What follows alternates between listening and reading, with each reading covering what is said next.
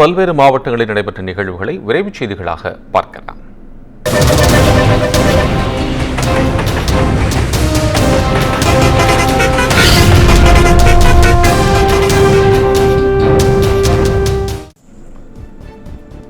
ராணிப்பேட்டையில் மதுபோதையில் ஏற்பட்ட தகராறில் மனைவியை வெட்டி கொலை செய்த கணவர் கீழே விழுந்து தலையில் காயமடைந்து மருத்துவமனையில் சிகிச்சை பெற்று வருகிறார். காரை பூங்காவனத்தம்மன் கோயில் பகுதியைச் சேர்ந்தவர்கள் அரவிந்தன் லட்சுமி தம்பதியினர். கடந்த 5 ஆண்டுகளுக்கு முன் காதல் திருமணம் செய்து கொண்ட இந்த தம்பதிக்கு 2 குழந்தைகள் உள்ளனர்.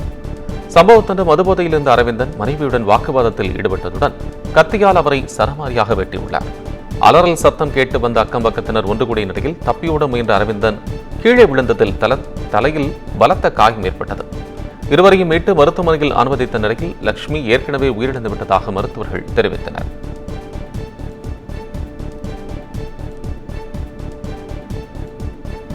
நீலகிரியில் தொடர் கனமழை பெய்து வருவதால் மாவட்டத்தில் உள்ள அனைத்து பள்ளிகளுக்கும் விடுமுறை அளித்து ஆட்சியர் உத்தரவிட்டுள்ளார்.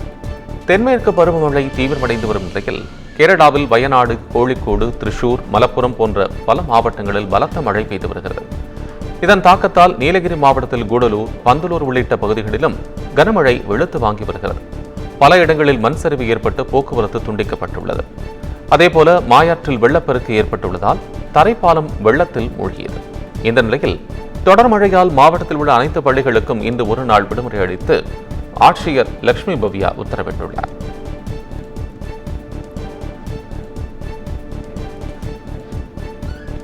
கோவை மாவட்டம் மேட்டுப்பாளையம் வனபத்திரகாளி அம்மன் கோயிலில் ஆடிக்குண்ட திருவிழாவை ஒட்டி பக்தர்கள் தீமிதித்து நேர்த்திக்கடன் செலுத்தினர். பிரசித்தி பெற்ற இக்கோயிலில் கடந்த 28ஆம் ஆண்டு கொடியேற்றத்துடன் 31 ஆடிக்குண்ட விழா தொடங்கியது. விழாவின் முக்கிய நிகழ்ச்சியான குண்டம் இறங்குதல் நேற்று நடைபெற்றது.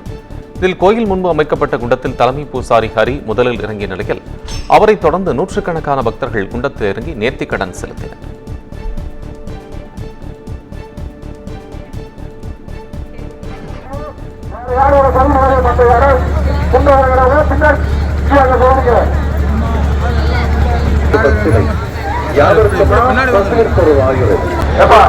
பிஜேபி